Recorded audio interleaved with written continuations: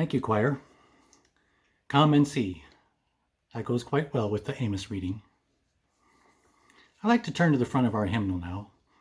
And in the front are directions for singing. I'm going to step through those. Learn these tunes before you learn any others. Afterwards, learn as many as you please. Now, this should be pretty easy. Knowing these songs should be a priority in your life. Number 2, sing them exactly as they are printed here. Do not alter or amend them at all. And if you have learned to sing them otherwise, unlearn it as soon as you can. Now, this is not easy. Unlearning anything is tough, but this also means not to alter what's printed or add instruments that don't belong. Number 3, sing all. See that you join the congregation as frequently as you can. Let not a slight degree of weakness or weariness hinder you.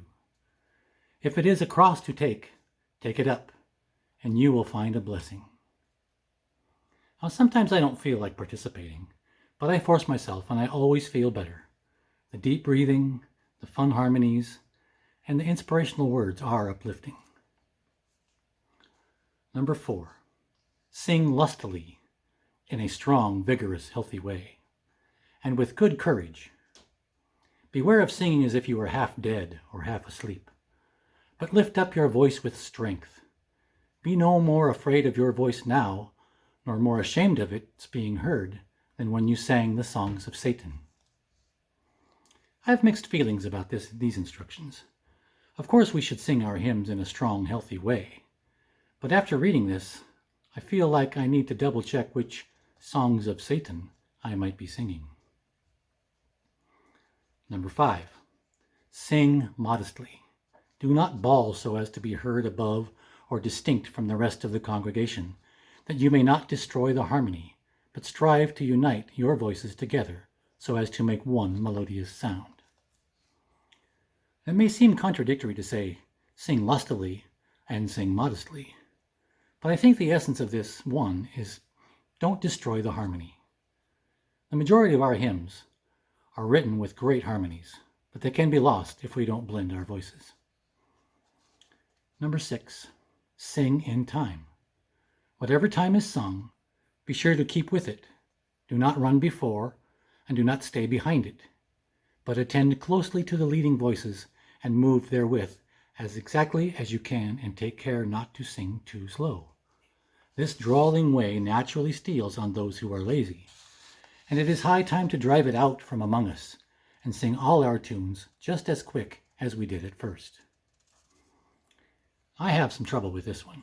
It says attend to the leading voices, but I have been guilty of trying to be a leading voice, so I may be able to alter the established tempo. Shame on me.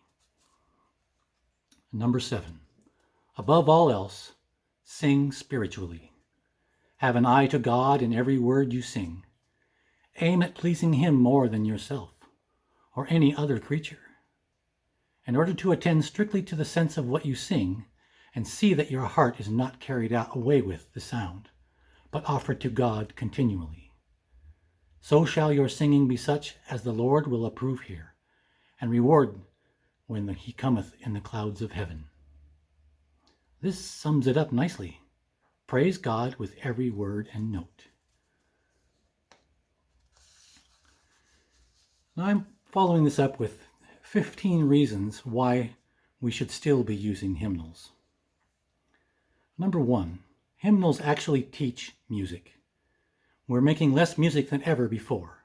Oh, to be sure, there's lots of music going on around us, but very few people are actually making it. We're just consuming it, or at the very most, singing along with music someone else made first. But even an untrained musician can look at the words and music in the hymnal and learn to follow melodic direction and rhythmic values. Number 2, set a performance standard. Hymnals set this standard. Contemporary worship music is based on recording instead of notation. This is endlessly confusing, and it opens each song up to individual interpretation. Without notation, it is exceedingly hard to sing well as a congregation. Hymnals fix that. everybody has the same notation, so we all know how the song is supposed to go. Number 3. Hymnals integrate the music and text. Words on a screen give no musical information. Hymnals fix that. Singers aren't dependent upon learning the song by rote. And number 4, hymnals allow you to sing anywhere. When you depend on projection to display hymn texts, you're bound to do your music making in a space outfitted with sufficient media.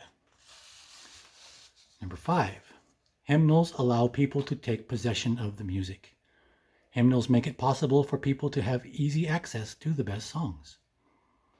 Number 6, hymnals don't mess things up. Unless some kid has ripped the page out of your hymnal, you know the hymn you're looking for is going to be there. Technology lets us down all the time.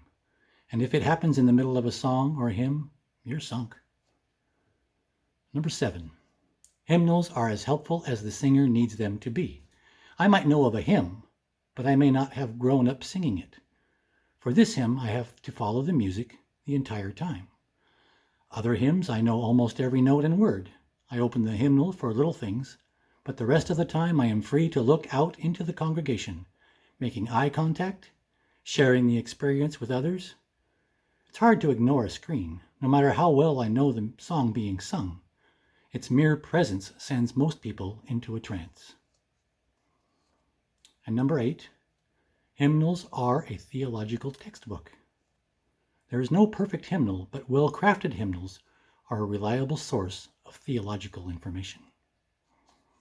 Number 9, hymnals involve action.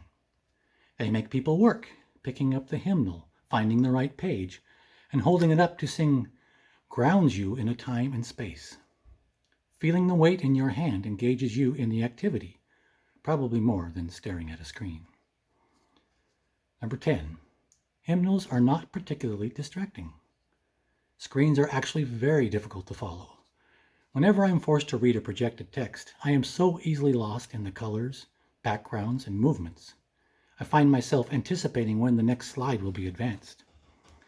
When I'm using a hymnal, none of that comes into play. I have the words and music, and I don't even have to worry about turning the page. Number 11, hymnals preserve the aesthetics of the sanctuary. There is rarely a good place to hang a screen. Even worse, when installed into older places, the result can be a visual nightmare. I had some pictures for this, but I decided not to show them.